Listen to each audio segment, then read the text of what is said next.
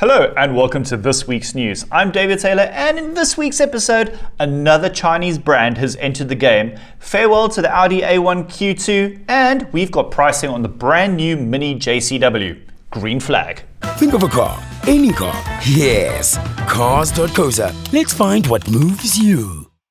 Yes, you heard correctly. That is another Chinese brand. Okay, yes, Geely has been here before, but that was about a decade ago and the products were quite forgettable. But the Chinese giant Geely is locked in for South Africa this year. But the comeback is on with Jerry Gan. He's the CEO of Geely Auto, and he said, "This year we will further accelerate our globalization layer, blah, blah, blah, and we will introduce products to markets such as the UK, Brazil, and South Africa." So look at that, right-hand drive product offensive has begun. Look, right now it's too early to tell which products are locked in for our market, but I think the general consensus is it's going to be affordable SUVs. But don't be surprised if there are hybrids and electric cars too. Interestingly, some trademarks have already been registered for products like the Geely Starray. What an interesting looking thing. While fellow right-hand drive markets have already got this. This is the Geely EX5. I think these are two really good looking family SUVs. But now the interesting part, because Geely, yes, it is a brand by itself, but it's also part of a big group. And as a reminder, Geely has got massive stakes in Volvo, Polestar, Smart, Lotus, and. Plus, it has its own sub-brands. Let the fun begin as local trademarks for Geely's electric sub-brand, Geometry, premium brand Zeekr, as well as the corporate brand Verizon Auto, and the one where it gets interesting, Radara, the electric bucky brand. Now Radara, you've probably seen it elsewhere because it's called Radar in its local domestic market, but how cool does this Radara RD6 look? I mean, yes, it's an electric bucky, but same sort of size as a Hilux, 315 kilowatts. I think this potentially will do well in our market. Next story, and we'll whip out the sad violins again.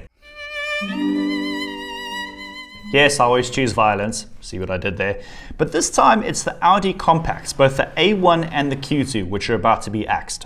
Yes, it's officially official. I mean, yes, rumors have been circling for some time, but now we have it on record with Audi CEO Gernot Dollner, who told UK publication Autocar there will definitely be no successor for the A1. Are you sad? I mean, the A1, it was just really a tarted up Polo, but it drove okay. It was a nice car.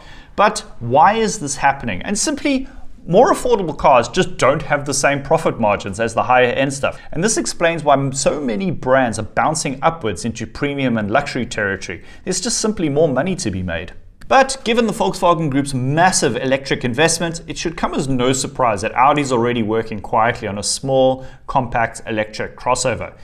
Fingers crossed though, could we see the return of the Audi A2? I mean, we're already going through a massive retro phase. I mean, look how well Renault's done with its rebranding of old cars into new electrics. So the Audi A2, I mean, I think every car nerd is suddenly going, oh, hello, hi, I'm interested. Because the A2, I mean, I think every car nerd loves that car.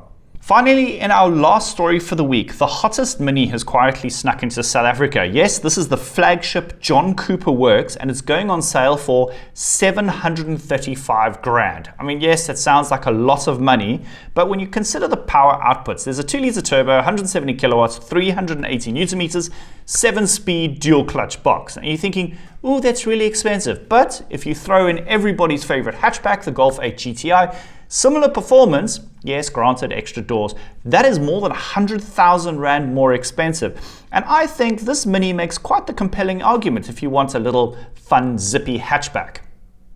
Given the current Mini premium positioning and being that it's a flagship, I think there's going to be a lot of standard spec. I mean, they're going to add on a few things as an option. But I think generally the JCW will have most of the bells and whistles ticked. So at this point, I have to ask you and go, would you rather have a performance Mini, which is looking really affordable, or do you think the Golf GTI a little bit more practical, but that's a lot more expensive? So let me know in the comments below. And that wraps up this week's episode in the can. And obviously, if you want to know more about the vehicles you've seen today, there will be articles linked in the description below. Finally, if you're in the market for a new or used vehicle, or just want to read some really cool, informative car content, Cars.co.za is the place to be. If you go onto the website today, more than 73,000 vehicles for sale. See you next week. Okay, bye. What's the car with Cars.co.za? Aha! Main man Zayn. His boot has the sweetest sound system to play all the exclusives. Whoa! Now think of a car, any car. Yes, we have it. Cars.co.za. Let's find what moves you.